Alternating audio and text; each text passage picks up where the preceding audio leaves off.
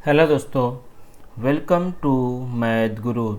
हाल ही में बीपीएससी द्वारा BPSC TRE 1.0 के जितने भी एनआईएस डीएलएड का सप्लीमेंट्री रिजल्ट रोका गया था, उनको एक नोटिस इशू करके इस बात का जानकारी दिया गया कि 10 तारीख से ऐसे अभ्यर्थियों को काउंसलिंग हमें देखने को मिलेगा। उसी समय से एक और क्वेश्चन काफ़ी ज़्यादा तेज़ी से वायरल हो रहा था कि जब बीपीएससी टीआरई 1.0 में एनआईएस डीएलएड के अभ्यर्थियों को शामिल कर लिया गया है, तो फिर बीपीएससी टीआरई 2.0 और बीपीएससी टीआरई 3.0 में इसी तरीका का स्टेप हमें कब तक देखने को मिलेगा। तो कल यानी 7 तारीख के दिन बीपीएससी के द्वारा एक नोटिस इशू किया गया, जो कि आप लोग स्क्रीन में देख सकते हैं, जिसमें इनडायरेक्टली, हालांकि एनआईएस का नाम नहीं लिया गया है, लेकिन इनडायरेक्टली ये पूरा का पूरा नोटिस जो है खास करके एनआईएस डीएलएड के अभ्यर्थियों के लिए है, जिसमें इस बात का जानकारी दिया गया है कि ऐसे अभ्यर्थी जिनका बीपीएससी टीआरई 2.0 और 3.0 में रिजल्ट नहीं दिया गया है या कोई प्रॉब्लम हुआ है, उसको जल्द ही सॉल्व कर लिया जाएगा। यानी आने वाले 10 से 15 दिन में बीपीएससी टीआरई 2.0 का सभी एनआईएस डीएलएड कैंडिडेट का रिजल्ट जिनका कट ऑफ से ऊपर है, उनको कहीं ना कहीं हमें काउंसलिंग के लिए उन्हें जल्द ही बुलाया जाएगा। और बीपीएससी टीआरई 3.0 में भी एनआईएस डीएलएड के अभ्यर्थियों को जिनका डाउटफुल लिखा गया है डॉक्यूमेंट वेरिफिकेशन के समय, उम्मीद है कि उससे उन्हें कोई परेशानी नहीं होगा और उस डाउटफुल को बीपीएससी के द्वारा ही हटा लिया जाएगा। लेकिन एक बड़ा सवाल अब ये उठ रहा है कि ऐसे अभ्यर्थी जिन्होंने बीपीएससी टीआरई 3.0 का फॉर्म ही नहीं फिलअप किया, उनका आखिर क्या होगा, क्योंकि कई सारे ऐसे अभ्यर्थी हैं जिनका एज लिमिट ख़त्म हो चुका है। ये पूरा का पूरा गलती कहीं ना कहीं विभागीय का है, यानी बीपीएससी और बिहार सरकार का ही है, जिसने कोर्ट के जजमेंट को सही तरीके से अवलोकन नहीं किया और एनआईएस डीएलएड को बाकायदा नोटिस देते हुए बाहर कर दिया। कुछ एनआईएस डीएलएड अभ्यर्थियों ने ज़रूर फॉर्म फिलअप किया और वो लोग क्वालिफाई भी हो गए, उन्हें अब कोई परेशानी नहीं होगा आने वाले कल में, क्योंकि जल्द ही जो फॉर्मेलिटी है उसको पूरा करते हुए उनका जो डाउटफुल लिखा गया था डॉक्यूमेंट वेरिफिकेशन के समय, उसे हटा लिया जाएगा, ऐसा मैं उम्मीद करता हूं। लेकिन ऐसे अभ्यर्थी जिन्होंने फॉर्म तक फिलअप नहीं किया, उनके लिए क्या, यह सबसे बड़ा सवालिया निशान है। और बीपीएससी अभी तक इस बारे में किसी भी प्रकार का कोई भी नोटिस इशू करके हमें जानकारी नहीं दिए हैं। खास करके उस अभ्यर्थियों को बहुत ज़्यादा नुकसान हो रहा है जिनका एज ख़त्म हो गया है, क्योंकि कहीं ना कहीं उनके मन में इस बात का मलाल ज़रूर रह जाएगा कि काश अगर इस टाइम हम एक बार आखिरी प्रयास करते तो शायद हम पास हो जाते हैं। तो इस मामले को भी सरकार गंभीरता से ले और कम से कम एनआईएस डीएलएड के अभ्यर्थियों को उम्र सीमा में कुछ समय के लिए छूट जरूर दिया जाए, या जो अभ्यर्थी बीपीएससी टीआरई 3.0 तक एज उनका था एलिजिबल था फॉर्म फिलअप करने के लिए, ऐसे अभ्यर्थियों को कम से कम, अगर बहुत ज़्यादा नहीं तो बीपीएससी टीआरई 4.0 में ज़रूर मौका मिले फॉर्म फिलअप का। ऐसा मैं सरकार से डिमांड करता हूं और जल्द ही इसके लिए जो प्रयास हो सकेगा मुझसे मेल के थ्रू हो या कुछ और, वो करने का मैं कोशिश करूंगा। वहीं जैसा कि मैंने कल आप लोगों को एक जानकारी ऑलरेडी दे दिया है कि 10 तारीख को एनआईएस डीएलएड का मामला सुप्रीम कोर्ट में हेयरिंग होने जा रहा है। कॉज नंबर ऑलरेडी 39 है कॉज नंबर, तो उम्मीद है लंच के ठीक बाद हमें इसका हेयरिंग देखने को मिल जाएगा। दूसरे राज्य के अभ्यर्थी भी परेशान हैं, जैसे कि असम, वेस्ट बंगाल के अभ्यर्थी, अभी तक उनका कोई भी सलूशन हमें देखने को नहीं मिला है। तो मैंने कल भी आप लोगों को कहा था, खास करके असम के अभ्यर्थी को, कि आप एक बार कोशिश करें कि अपने मुख्यमंत्री से मिलें, क्योंकि जब हम लोगों का डिग्री इनवैलिड था, हालांकि इनवैलिड था नहीं, लेकिन इस तरह का माना जा रहा था कि डिग्री इनवैलिड हो चुका है, उस समय असम के मुख्यमंत्री ने ये आश्वासन दिया था कि वो इस सारे मसले को एमएचआरडी के सामने उठाएंगे और जल्द इसका समाधान कराने का प्रयास करेंगे।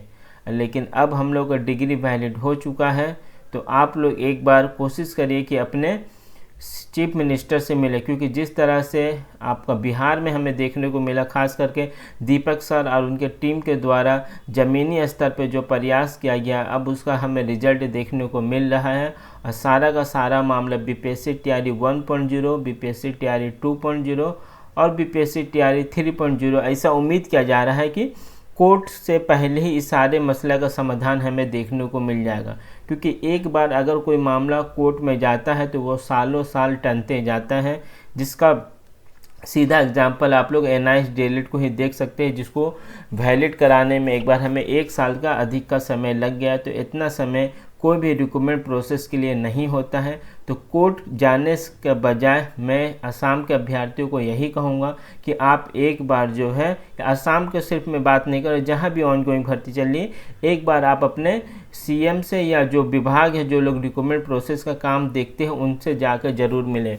आखिरी रास्ता कोर्ट हम लोगों के पास हमेशा खुला रहेगा, लेकिन कोर्ट में जाना एक समय की बर्बादी के साथ साथ पैसे की भी बर्बादी है, जिसमें एक लंबा लड़ाई आपको लड़ना होगा। सबसे करंट एग्जांपल में बात करूँ वेस्ट बंगाल का है।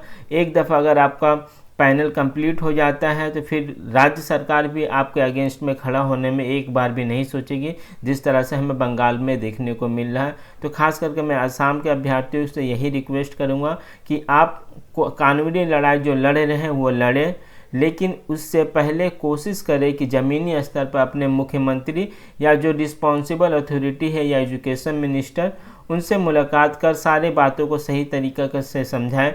10 दिसंबर का जो जजमेंट आया था सुप्रीम कोर्ट को, उसका बारे में उनको बताएं।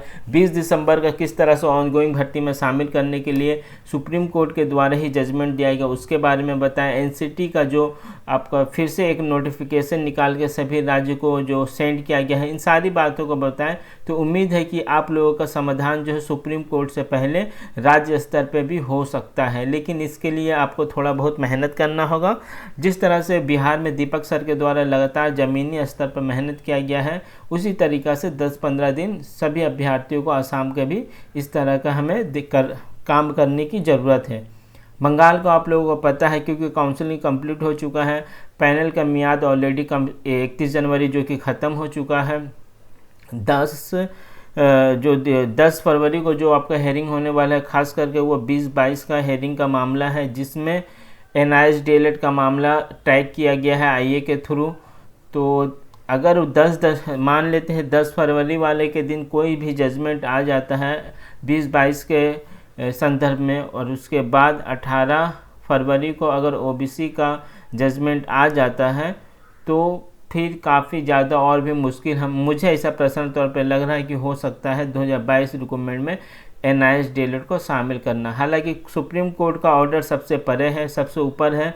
अगर कोई जजमेंट आ जाता है तो फिर राज्य सरकार को किसी भी कीमत में उसको मानना होगा, लेकिन जिस तरह से राज्य सरकार आनाकानी कर रही है इस पूरे मसले को लेकर, तो आने वाले कल में भी इस तरह का परेशानी हमें देखने को मिल सकता है।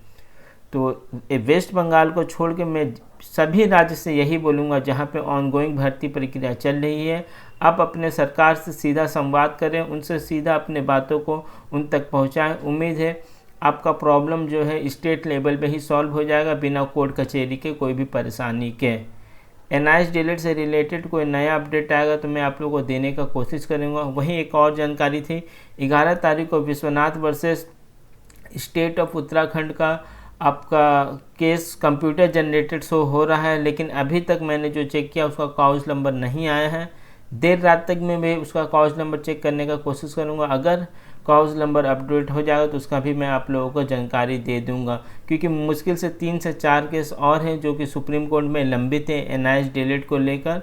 और फरवरी से मार्च तक मुझे पूरा का पूरा उम्मीद है NIS DLED का ये जितना भी बवाल है ऑनगोइंग भर्ती का, वो सभी का कहीं ना कहीं उसका समाधान हमें या तो राज्य स्तर पर जिस तरह से बिहार में देखने को मिल रहा है, या फिर सुप्रीम कोर्ट के थ्रू हमें देखने को मिल जाएगा। तो NIS DLED का परेशानी मुश्किल से मुश्किल और 1 से 1.5 महीने का है। बाकी जो लोगों का एज बचा हुआ BPSC TRE 4.0 आने वाला है, एक बड़ा वैकेंसी हमें देखने को मिलेगा, तो उसकी तैयारी में लग जाइए। जो छूट गया है उसको अब जाने देने में ही भलाई है, उसको पीछे पकड़ कर रहने से कोई फ़ायदा नहीं है। जो अभ्यर्थी क्वालिफाई कर चुके हैं BPSC TRE 1.0 2.0 3.0 वह ज़रूर अपनी हक की लड़ाई लड़े, लेकिन जिनका एज अभी भी बचा हुआ, मेरा यही सजेशन रहेगा कि आप लोग BPSC 4.0 या अन्य राज्य में अगर वैकेंसी आने वाली है तो आप लोग उसके लिए लग जाए। जैसा कि मुझे जानकारी मिली है कि मध्य प्रदेश में बहुत ही जल्द हमें नया वैकेंसी देखने को मिल सकता है, वेस्ट बंगाल में नया वैकेंसी आने वाला है अगर OBC का मामला मिट जाता है। असम में शायद एक रिसेंटली में एक फॉर्म फिलअप किया गया है। तो कई सारे वैकेंसी दूसरे राज्य में भी देखने को मिलेगा। उत्तर प्रदेश में भी काफ़ी दिनों से सुनाई पड़ रहा है कि वैकेंसी आने वाला है। तो आप लोग इस सारे एग्ज़ाम में अपने तैयारी में लग जाइए। ऑन गोइंग भर्ती में जैसे कई सारे अभ्यर्थी को ये कहना है कि बीपीएससी तैयारी 3.0 में हम लोग भी फॉर्म फिलअप करेंगे। तो ये आपका हक है, हक की लड़ाई लड़ सकते हैं, लेकिन कहीं ना कहीं मेरा जो पर्सनल सजेशन यही रहेगा, उससे अच्छा बीपीएससी 4.0 का तैयारी करिए, क्योंकि ये सारी लड़ाई में कहीं ना कहीं टाइम का भी बर्बादी हमें देखने को मिल रहा है। जिस तरह से लगातार 1 साल से एनआईएस डीएलएड के अभ्यर्थियों का टाइम भी बर्बाद हुआ है। तो ओवरऑल यही सजेशन मेरा रहेगा। बाकी कोई नया अपडेट आएगा तो मैं आप लोगों को देने का कोशिश करूँगा। चैनल पर नया है तो चैनल के साथ बने रहें। Thank you.